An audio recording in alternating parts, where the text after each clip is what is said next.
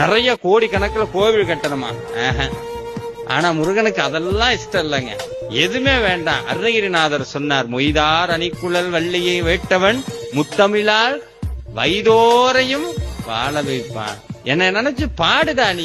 முருகன் சொல்றது பாடுனா என்ன பண்ணுவாராம்? முருகா முருகா முருகான்னு பாடுனா என்ன பண்ணுவாராம்?